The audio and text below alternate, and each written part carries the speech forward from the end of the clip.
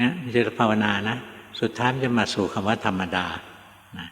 ใจมันจะเป็นกลางนะเห็นทุกอย่างธรรมดาไปหมดนะเจอกับสิ่งที่รักลัดพลากจากสิ่งที่รักประสบสิ่งที่ไม่รักอะไรกับสิ่งที่ไม่รักหายไปอะไร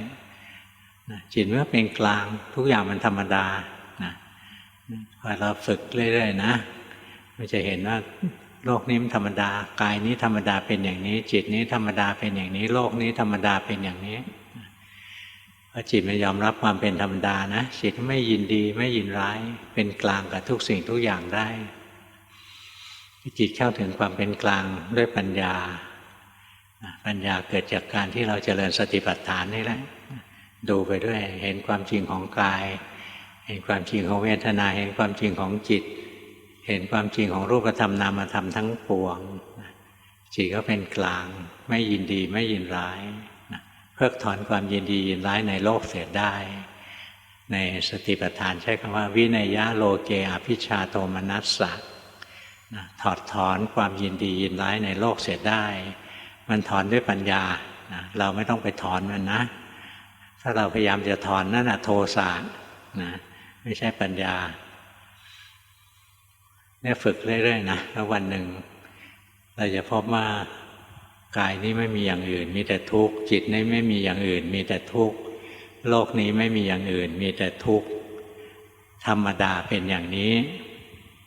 พอเห็นว่าธรรมดาเป็นอย่างนี้จิตก็ไม่ยินดีจิตก็ไม่ยินร้ายจิตก็เข้าสู่ความเป็นกลาง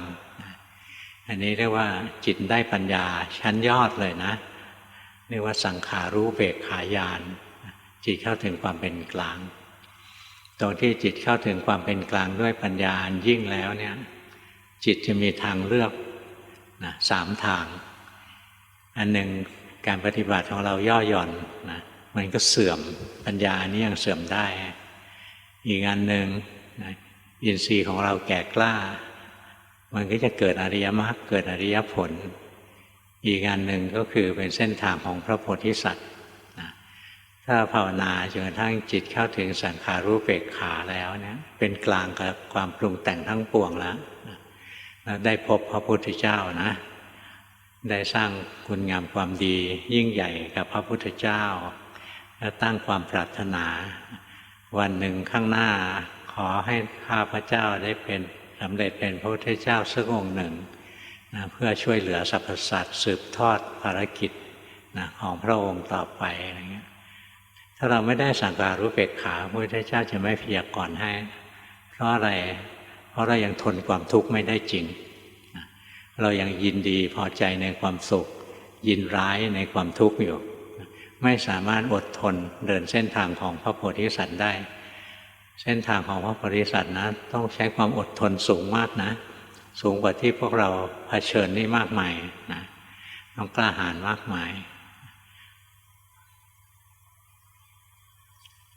เพราะฉะนั้นในการที่เราฝึกสติปัฏฐานนะทุกคนควรจะฝึกถึงจะเดินเส้นพุทธภูมิก็ต้องฝึกนะถ้าไม่ยอมฝึกสติปัฏฐานแล้วบอกว่าจะหวังพุทธภูมิถ้าไปเจอพระศรีอานเขานะแล้วไปตั้งความปรารถนาท่านคงใส่หน้ายังไม่พยากรณ์ให้หรอกยังไม่แน่นอนเดี๋ยวเธอเจอความสุขเธอก็วิ่งตามไปเดี๋ยวเธอเจอความทุกข์เธอก็ทุรนทุรายไปรับไม่ได้เพราะงั้นการที่เราหัดเจริญสติของเราเรื่อยนะรู้กายรู้เวทนารู้จิตรู้ใจอะไรของเราไปเรื่อยๆนะสุดท้ายจิตจะเข้าสู่ความเป็นกลางตรงนั้นนะถ้าบุญบารมีเราพอนะเราก็ได้มรรคได้ผลในชีวิตนี้แหละ